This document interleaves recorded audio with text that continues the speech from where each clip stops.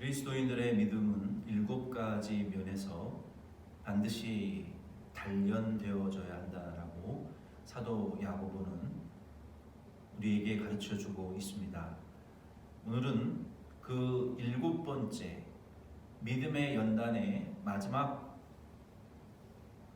부분, 그리스도인들이 우리 주님 하나님만을 전심으로 의지하는 것에 대한 연단을 함께 살펴보면서 말씀의 은혜 나누기를 원합니다. 그리스도인들은 하나님을 전적으로 따르는 훈련이 반드시 필요하다고 사도 야고보는 말씀했습니다. 본문 야고보서 5장 1절부터 6절 말씀을 통해서 저는 여러분과 함께 하나님께 소망을 둔 부자가 누구인지 살펴보면서 은혜 나누기를 원합니다. 우선 1절로 3절 말씀을 통해서 세상에 쌓아둔 재물이 우리를 구원하지 못한다는 것을 우리가 알 수 있기를 바랍니다. 1절로 3절 말씀에 들으라 부한자들아 너희에게 임할 고생으로 말미암아 울고 통곡하라. 너희 재물은 썩었고 너희 옷은 좀 먹었으며 너희 금과 은은 녹이 슬었으니 이는 이 녹이 너희에게 증거가 되며 불같이 너희 살을 먹으리라. 너희가 말세의 재물을 쌓았도다. 아멘. 우리가 분명히 알아야 될 것은 이 세상에 쌓아놓은 재물이나 옷이나 음식이나 이 세상 모든 만물 가운데에 사람들이 생계를 위해서 쌓아놓은 모든 것들은 우리의 생계를 위한 것이기는 하지만 결국 우리의 영혼을 구원할 수 없다. 하나님의 심판을 피하거나 구원해 줄 수 있는 것이 아니라고 말씀했습니다. 말세는 세상 이 많은 것들을 쌓아놓은 부자들에게 결국 고생이 임하여 울고 통곡하게 될 것이다 라고 1절에 말씀하셨어요. 이 부자들은 누구를 가리킵니까? 실제로 돈이 많은 부자들. 먼저 근본적으로는 이 부자들은 세상의 재물과 또 세상의 최종적인 소망을 갖고 사는 그리스도인들을 가리킵니다. 그래서 이 세상에 대한 소망이나 이 세상에 있는 것들에 대한 소망을 가지고 사는 그러한 자들이 그리스도인들이 부자들이라고 말할 수 있습니다. 우리가 교회가 세상에 대해서 공산주의자들은 부자들의 것을 뺏어서 공평하게 나눠 먹는 이런 말로 되지 않는 이론을 말하고 있지요. 그러나 성경은 그런 것을 가리키지 않습니다. 여기서 말하는 이 부자들은 세상에 대한 부요함, 세상에 대해서 자신들의 신뢰와 든든함을 가지고 사는 그러한 자들을, 그러한 그리스도인들을 부자라고 말할 수 있습니다. 이 말세는 하나님께서 심판하시는 날인데요, 하루를 천년처럼 천년을 하루처럼 택한 모든 자녀들이 예수 믿고 구원받기를, 회개하고 죄를 버리고 마귀를 떠나서 하나님의 자녀 되기를 기다리시다가 때가 되면 그때는 아버지 하나님밖에 모르는 예수 그리스도의 재림의 날입니다. 이 예수 그리스도께서 재림하실 때에 하나님의 자녀들에게는 구원의 날이겠지만 믿지 않는 자들에게는 심판의 날이 됩니다. 예수 그리스도께서 재림하실 때에 베드로후서 3장 12절로 13절 말씀에 보면 먼저 죽은 잠자는 자들이라고 성경은 말하고 있죠. 낙원에서 예수님의 재림을 기다리고 예수님의 재림의 때에 육체의 부활을 기다리고 있는, 그리고 하나님의 나라에 들어가서 영생하기를 지금 소망하는 이 죽은 자들, 그리스도 예수 안에서 죽은 자들이 먼저 일어나고 먼저 부활하고, 그리고 예수 그리스도 재림의 때에 살아남아 있는 자들은 죽지 아니하고 영생할 몸으로, 예수님과 같은 영생할 몸으로 부활 변화되어지게 된다라고 말씀하셨어요. 그리고 부활하고 변화된 자들이 공중으로 끌어올려가 구름 속으로 끌어올라가서 공중에서 주를 영접하게 될 것이라고 말세에 이런 일들이 일어날 것입니다. 그리고 말세에 일어나는 심판은 사도 베드로는 불의 심판이라고 말씀하셨어요. 하나님의 날이 임하기를 바라보고 간절히 사모하라.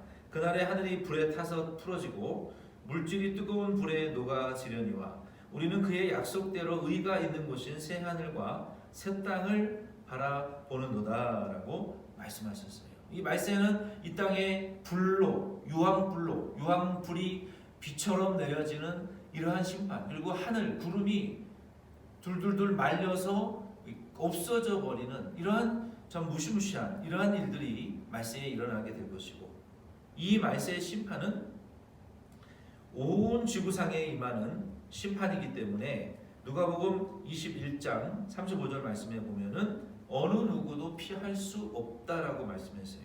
그리고 이 말세의 심판은 전혀 예상하지 못하던 때에, 그때에 예수님이 재림하신다고 했기 때문에 갑자기 마치 해산하는 여인에게 해산의 때가 갑자기 임하는 것처럼 예수님의 재림도 그와 같기 때문에 결코 알고 숨거나 하나님의 심판을 피할 수 없다라고 성경은 말하고 있습니다. 그러므로 이 지구상에 유토피아를 건설하고 우주나 해저나 지하에 인류의 안녕과 평화를 위한 모든 필요한 것들을 쌓아놓고 환난을 대비하고 있는, 그리고 이 세상이 핵전쟁이 와도 우리는 피할 수 있다라고 하는 이러한 인류의 대비의 소망을 가지고 살아가는, 그리고 의식주에 필요한 모든 것들을 충분히 쌓아놓고 하나님의 심판과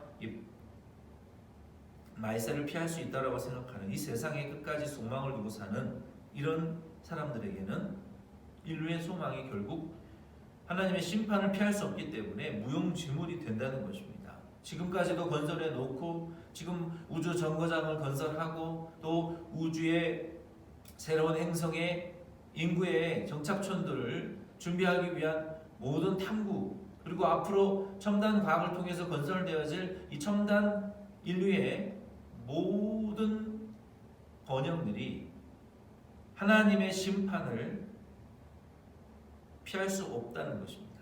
도리어 에스겔 7장 10절에 보면 이 모든 것들이 하나님의 심판을 촉진시키는 징계의 채찍과 도구에 불과하다는 것을 우리는 성경을 통해서 분명히 알 수 있습니다. 그렇다면 우리 그리스도인들과 또 믿지 않는 자들도 어디에 소망을 두면서 살아야 되겠습니까? 우리 그리스도인들은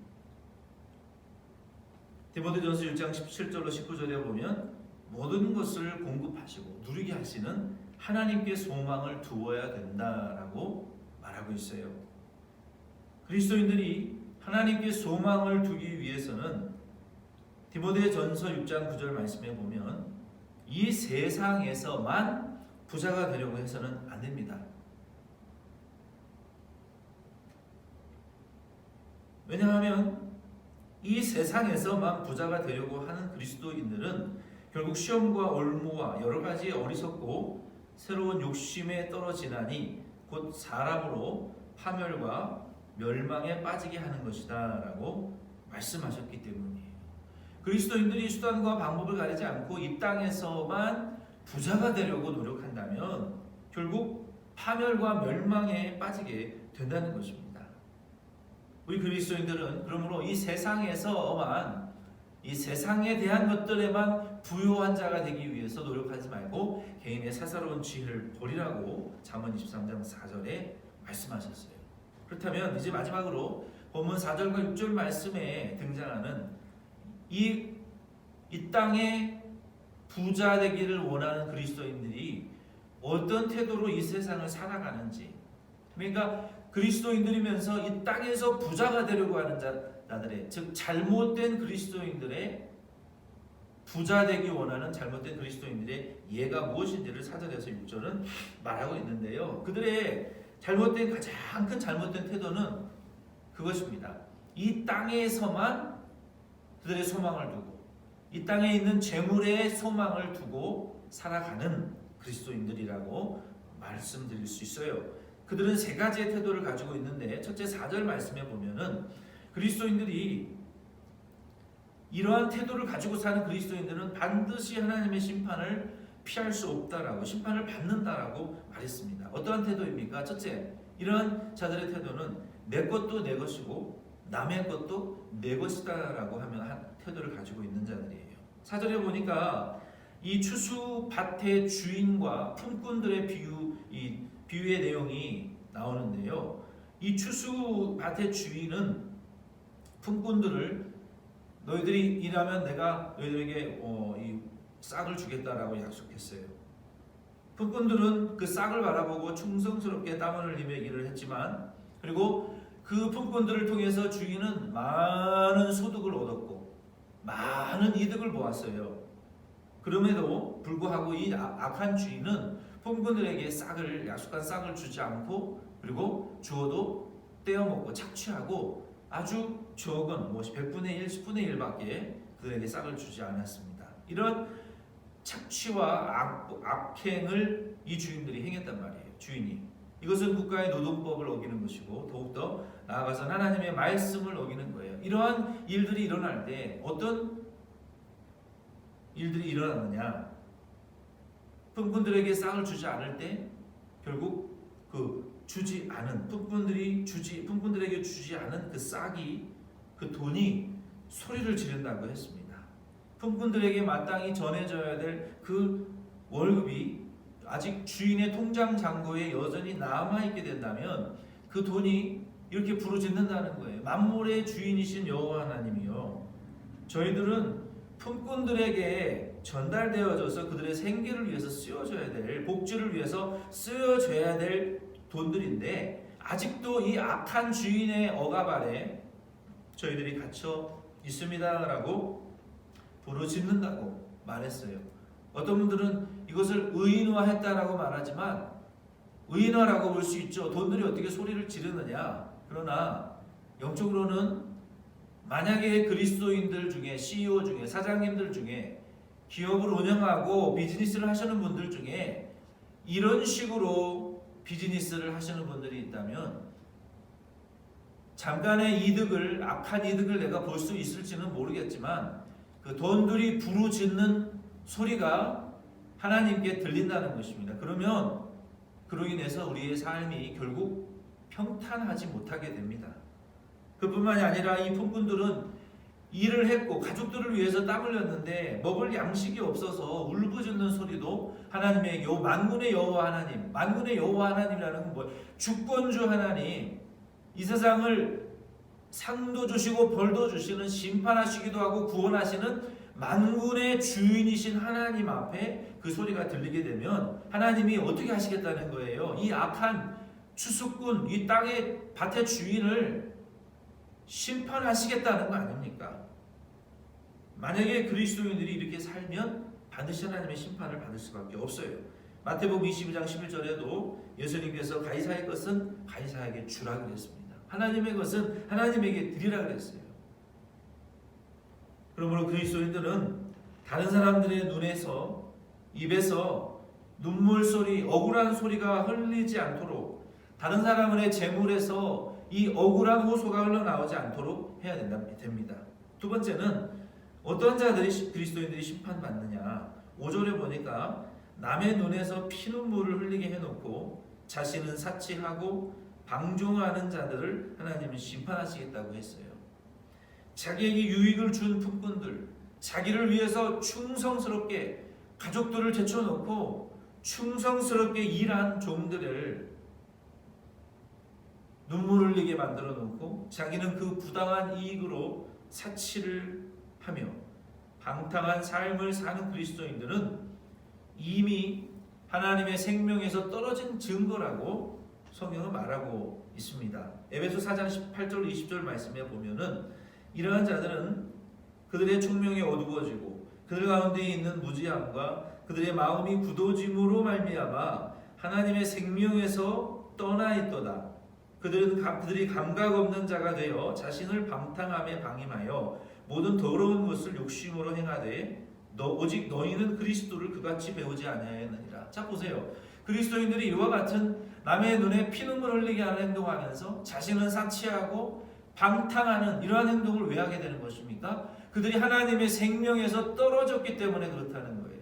하나님의 생명과 연결되어져 있는 자들은 이와 같이 그리스도를 배우지 않았기 때문에 이런 행동을 하지 않는다는 것입니다. 그러나 이와 같은 악한 이 추수밭의 주인의 행동이 그리스도인들 가운데 나오는 이유는 무엇이냐? 하나님의 생명 가운데에서 분리되어져 있기 때문에 그리스도인이기는 하지만 죽은 그리스도인, 영적 감각이 없는 그리스도인, 영적인 생명력을 공급받지 못하는 직분이 있고 교회는 나가지만 껍데기로 하나님의 자녀라고 생각하는 자들이죠. 그런 이러한 자들이 하나님의 생명에서 어떻게 떨어졌느냐? 여기 에베소 4장 18절 말씀해 보니까 마음이 굳어졌기 때문에 그렇게 됐다라고 영어 성경에는 말하고 있어요. 그들의 마음이 굳어지면서 어떻게 굳어집니까?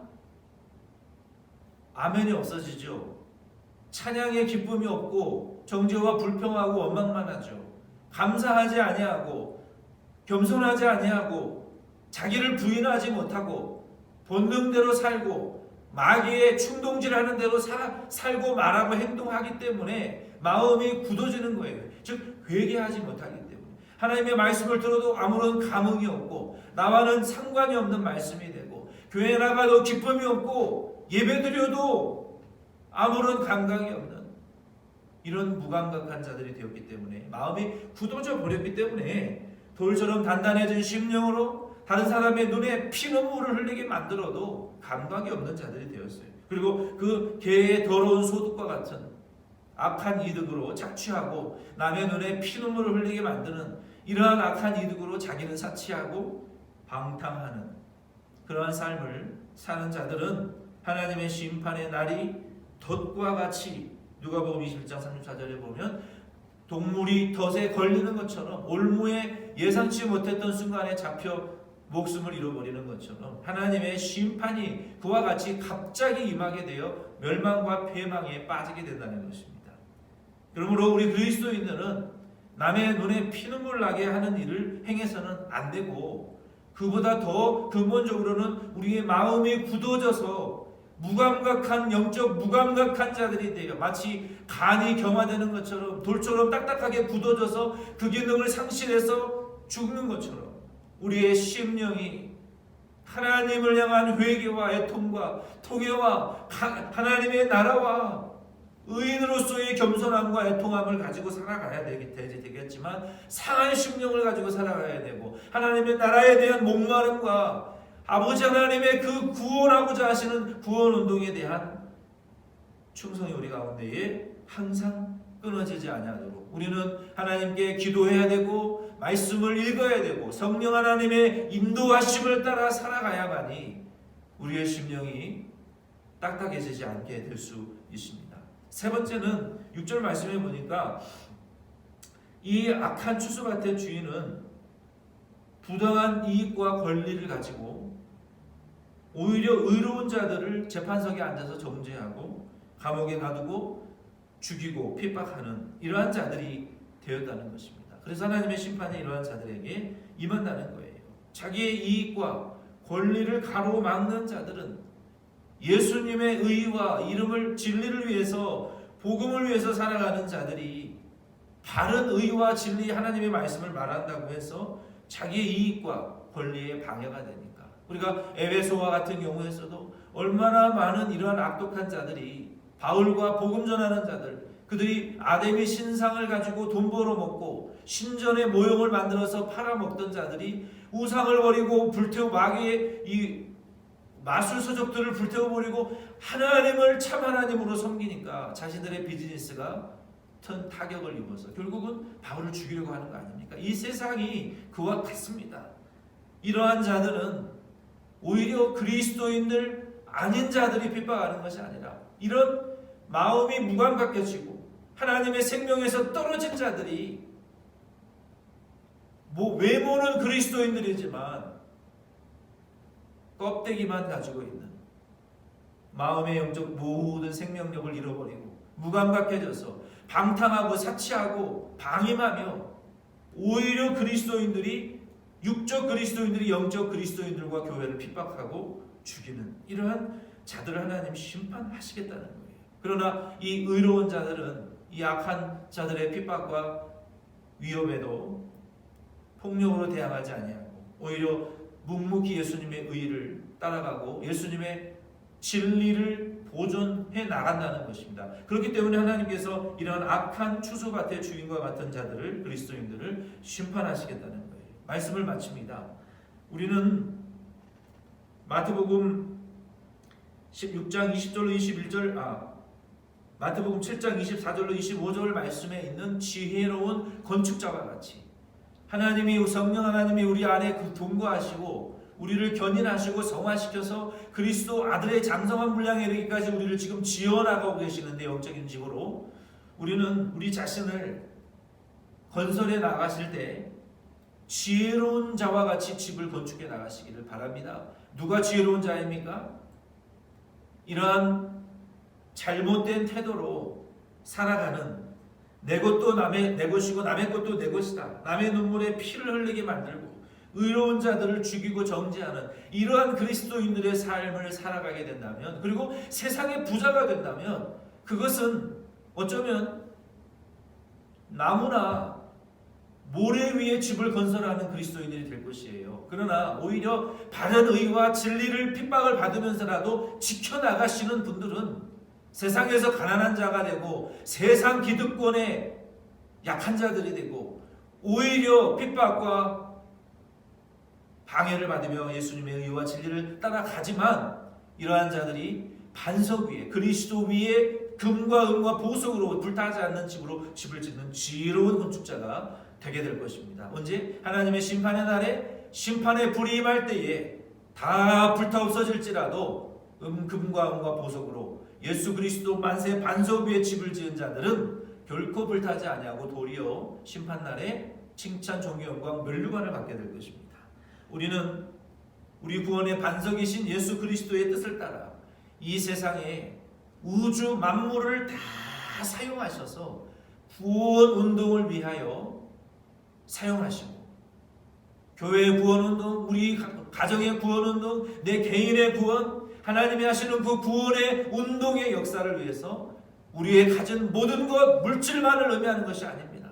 모든 것을 다 활용하실 수 있는 권세 있는 하나님의 자녀들이 될 수 있기를 바랍니다. 로마서 8장 19절로 21절 말씀해 보면 지금 이 품꾼들에게 주어져야 될 돈만 울고 부르짖고 있는 게 아니에요. 지금 온 우주 만물이 지금 울부짖고 있다고 성경은 말하고 있어요. 왜? 죄인들의 손에 의해서 이 우주 만물이 억압당하고 착취당하고 죄를 위해서 자기들의 죄 짓는데 지금 활용당하고 있기 때문에 억울하다는 거예요. 야, 우리가 하나님의 피조물로서 아담 때로 타락해서 지금까지 우리가 죄 짓는데 우리가 활용당하는데 우리도 하나님의 자녀의 영광과 거룩함에 우리도 이르기를 좀 바라다. 하나님이 우리를 이 죄 지으라고 창조하지 않았는데 하나님의 아들들이 나타나서 우리를 하나님의 영광에 쓰여지게 하고 하나님의 자녀들이 복음과 진리를 위해서 영혼을 죄에서 구원하는 일에 죄의 마귀에 눌려있고 억압당하는 자들이 죄에서 해방되어지는 영적 자유함에 이르고 우리를 통해서 하나님의 이름이 영화로워지는 그 일을 위해서 사용되어지는 하나님의 자녀들의 자유와 그 거룩과 영광에 좀 이루기를 우리가 원하는데 어디에 하나님의 아들들이 좀 나타나느냐, 어느 교회에 하나님의 아들들이 나타나느냐, 이거를 지금 쓰임받기 위해서 기다리고 있다는 거예요. 물질도 권세도 사람들도 자연 우주 만물도 이 하나님의 아들들을 지금 기다리고 하나님의 영광을 위해서 쓰임받기를 원하고 있다는 것입니다. 그러므로 저와 여러분들은 이 땅에서만 소망을 둔, 재물에만 소망을 둔 부자들이 아니라 하나님의 나라와 하나님에게 소망을 둔 이 세상의 울음과 탄식 소리를 하나님의 자녀의 영광과 기쁨에 이르도록 만들어 변화시키는 하나님의 나라에 소망을 둔 부자들로 다 거듭나시기를 예수님의 이름으로 부탁드립니다.